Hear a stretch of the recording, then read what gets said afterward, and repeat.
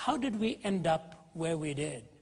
Why are we thinking the way we are? You go back across the 4 to 5 centuries, if you move into the 1500s, rationalism was at its peak, taking it ultimately to the abstract and the ideational realm, so much so that it took doubt to even make it possible to affirm that you are. Because I question my being, I must actually be in order to make that question valid. Descartes should really have said, I think, therefore thinking exists. I know monistic thinkers like Shankara could challenge his conclusion based on pure rationality. And so rationalism, as it was making its inroads, brought about more doubt, more uncertainty, and moved the area of knowledge and certainty into a very narrow slice of academic pursuit. I think, therefore I am. But he said that's not what his starting point was. His starting point was that because doubt came into his mind, and doubting could only come if thinking actually were real, and since thinking is now real, therefore I must be real too. But the definition of what it meant to be a human being was left still in a large vacuum, as it is this very day. So from the 1500s we moved 2 centuries later, a la the empiricists, principally the writer David Hume.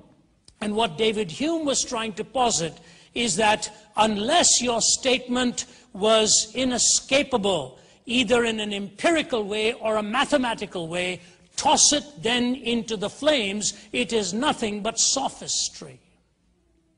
He moved us into that logical positivistic mode where sort of the scientific worldview became the only worldview that was in any way credible, tenable, and certain.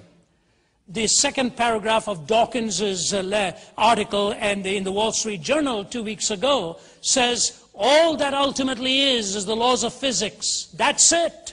In my letter to the editor, I raised a question. It is interesting that in exalting physics, he actually diminishes the physicist. Because no matter how you section physical concrete reality, no matter how you section it, no matter how you break it down, you will always end up in a state of affairs where that quantity does not explain its own existence. So even to abide by the laws of physics would have to make you conclude that as far as physics tells us now, it cannot be the ultimate cause of all things, because no physical quantity ultimately explains its own existence. And then you move to another realm. You move to the realm of morality.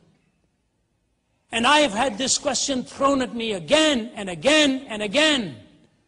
All right, when you say there's such a thing as evil, you assume there's such a thing as good. When you assume there's such a thing as good, you assume there's such a thing as a moral law on the basis of which to differentiate good and evil. But they say, why do you have to move up to one more rung of the ladder and say, if there's a moral law, there has to be a moral lawgiver? Because I've always maintained if there's no moral lawgiver, there's no moral law. If there's no moral law, there's no good. If there's no good, there's no evil. The question sort of wobbles and almost self-destructs, and that's why at the humanist lectures, Dawkins said there is no such thing as evil, we're just dancing to our own DNA. But here's the question I want to raise for you. Think about it. I'm not sophisticated enough to unpack these things as well as I'd like to, but here's the question. Isn't it true that every question on good and evil is either raised by a person or about persons? We don't just talk of buildings collapsing. What a horrible thing has taken place. We talk of innocent people, we talk of children, we talk of genocide, we talk of all these things and say, this is just blatantly incoherent, irrational, it is unquestionably wicked and evil. You cannot posit an all-loving and an all-moral God. So the question is always raised about people or by people. And here's my point. if it is raised by persons and about persons, are we not assuming that the question has worth because the person has intrinsic worth? That's why we're raising the question. It's not just hanging there in abstraction. It is rooted in personal value, voiced by a person who claims to have personal value, and hence the question becomes a valuable question. So if worth is indispensable to the questioner or about the ones that the person is questioning, how can naturalism ascribe intrinsic worth to a product of time plus matter plus chance? You cannot. You can only ascribe intrinsic worth if we are the creation of an entity with intrinsic worth, and that's what makes the question valuable and referential to people who have intrinsic worth endowed by their creator, not by the fiat expression of some state or government or power that is temporarily in control. So when you talk about having empirical knowledge as the only knowledge that is ultimately certain, out of the window goes any moral reasoning. Out of the window goes any intrinsic personal worth to humanity. It is all pragmatic, and nature is ultimately read in tooth and claw, talking about a non-moral beginning through amoral purposes, now talking in moral categories. So David Hume's sort of empiricism died the death of 1,000 qualifications itself, because his statement itself about truth, if it was not mathematical or scientific, is nothing but sophistry. Toss it into the flames. It is nothing more than that. That statement itself was neither mathematical nor scientific and self-destructed by his own test. From humanity being a rational entity to an empirical entity to a naturalistic framework, we came to the 1900s where existentialism and nihilism were sort of knocking at the door, because passion, will, emotion, my time now, all of those were closing in, especially on the heels of the writings of Nietzsche, after he'd finished his bout with dealing with the death of God. And then you moved into the 50s and 60s, a la Sartre and Camus, who were popularizing their philosophy. And if you go back to the latter part of 1800 and even see the hedonistic philosophy of Oscar Wilde. I wrote a book on an imaginary conversation between Oscar Wilde and Jesus and called it Sense and Sensuality, because Wilde found himself in a hospital room, in his own room in Paris, dying in his 40s, asking his lover, Robbie, asking him if he'd ever really loved anybody for their own sake. Did you love any of those young boys for their own sake, Robbie? And Robbie Ross is silent and says, no, I didn't, Oscar. And Oscar Wilde finally mutters the idea. He said, you know, it's only Christ who's big enough to forgive my sin. Now will you bring me a minister? You see, they'd gone the path of rationalism. They'd gone the path of empiricism and naturalism, and existentialism was waiting to be born. And if you see Wilde's gravestone in Paris, which is a massive phoenix of all people, he quotes Job on his gravestone there, that people saw his suffering and were silent. What a verse for a hedonist! So existentialism was waiting to be born. But it is not at all surprising that on his own deathbed, Jean-Paul Sartre said it did not work for him.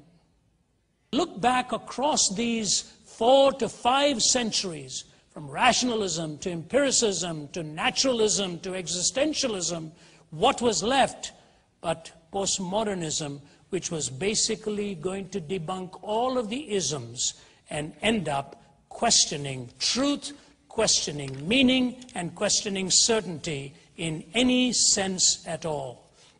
And I want to read to you 2 ideas that emerged from postmodern thinking. And so here is what I think Nietzsche said it so powerfully. The real truth about objective truth is that the latter is a fiction. Every candidate for truth must first be expressed in language, and language is notoriously unable to get us to reality.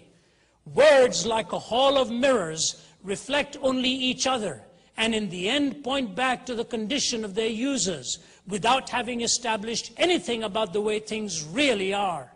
Truth is the name we give to that which agrees with our instinctive preferences.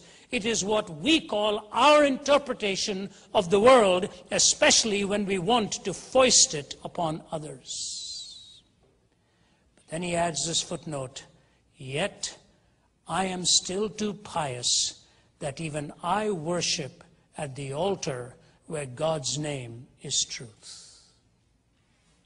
How do you like that for a footnote? Even I'm too pious and worship at the altar where God's name is truth. You know, track with me here, please. Because I have absolutely no doubt you wrestle with this today and you've wrestled with it in your life. I've wrestled with this. How does one actually know the truth? From the ontological categories that truth exists to epistemological categories, how do you get to know the truth? The fact of the matter is that no matter how we like to deny it as a category, when we are the victim of a lie, we like to lay claim to the truth. When you are the victim of a lie, undoubtedly you will lay claim to the truth. You can't have coinage without having an ontic referent. You cannot have a moral framework without having an ontic referent. You cannot have meaning without having words that have ontic referents. So when you deconstruct meaning and delegitimize words and take all of this away and says the authority now is with the reader, not with the author, all you've got is a shattered world of fragmented ideas where people are struggling to find their way in a community, but desperately saying that's all that ultimately matters. That's where postmodernism has gotten off. In a process of weighing in the authority into the individual, they have at the same time only legitimized community to a certain degree, and that is still the hunger of the postmodern world, desperately longing for community. But here's the problem. While the West was moving unhinged from all these categories, the East was digging in its heels to be in firmer and firmer conviction of what it once held to be their culturally cohesive ideas. You know, in the West, you can mock Christianity, but you daren't mock any Eastern religion. But you go to India, or go to the Middle East, where I've lectured at Islamic universities, they will so openly debunk Christianity and Western culture, but you daren't respond by debunking their worldview or their culture, or you're finished. In the West, Christianity is marginalized, even ridiculed. In the East, Western religion is criticized, Eastern religion is protected. In the West, Christianity has been evicted from academia. In the East, a resurgent and pride in ancient wisdom. In the West, theology has been replaced by religion. In the East, religion has always been seen as a process and therefore continually pursued. In the West, truth has been displaced and nothing to replace it. In the East, displacement of truth was not felt because culture was always the driving force. The stories that I think I'd like to close with, I've got about 2-3 minutes left, are two Muslim scholars with whom I chatted. One was Sheikh Talal in Israel, one of the four founders of Hamas. I was with the Archbishop of Canterbury, George Carey, and a few others on a peace mission, and we had met with all of the leaders, many of the leaders from both sides. Last day we were meeting with the founder of Hamas, Sheikh Talal. And on the last day we were having lunch at his place. The room was just full of tobacco smoke, and had a beautiful lunch. Talal is a solidly built guy. He's lost several of his children in that conflict out there. His wife sat quietly the whole time. His big son, who had just been released from prison recently, stood behind his father. And Yasser Arafat's representatives at that time, they were all sent, and we were sitting in this room packed with people. And the Archbishop gave us all a chance to ask one question each, and I asked mine. I won't go into that question. I didn't like the way Sheikh Talal answered it, and I said, Sheikh, I'm not happy with your answer, but that's okay. I said, I do want to just say this to you, Sheikh, you and I may never meet again. I said, not very far from here, where you and I are sitting right now, 5,000 years ago, Abraham took his son up to a mountain to express his faith in God and was going to sacrifice his son. Sheikh nodded his head. I said, you know, when the axe was about to come down on his son, God stopped his hand and said, stop. I said, do you remember what God said? He was silent. I said, I'll tell you what God said. I said, God said, stop, I myself will provide. And he nodded his head. I said, very close to where you and I are sitting is a hill. It's called Calvary. I said, Sheikh, 2,000 years ago, God kept that promise, and he took his son up that hill. I said, but Sheikh, that time the axe did not stop. It was quiet. I said, until you and I receive the son that God has provided, we'll be offering our own sons and daughters on the battlefields of this world for power and position and prestige. There was an audible silence in the room. As we walked down and went up to our car, we were all getting into these well-protected SUVs. Sheikh Talal came over to my side, about to get in, and he pulled me towards him.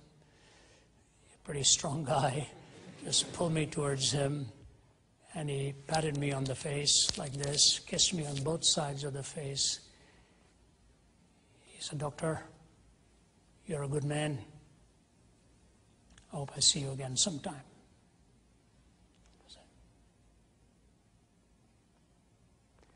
And a footnote, in March of this year, I held a 3.5-hour discussion with Sheikh Hussein, the leading Shiite cleric in Syria. We were in Damascus. I was in Damascus. 40 people around listening to our dialogue on, he as a Muslim scholar, myself representing the Christian faith, the interpreter in the middle. He was a very gracious man, very gracious man. He said, Professor, please come back. I will arrange for the leading thinkers and scholars here to listen, and we can dialogue. I think it is about time we in the Islamic world stopped asking if Jesus died on the cross and started to ask why he died on the cross.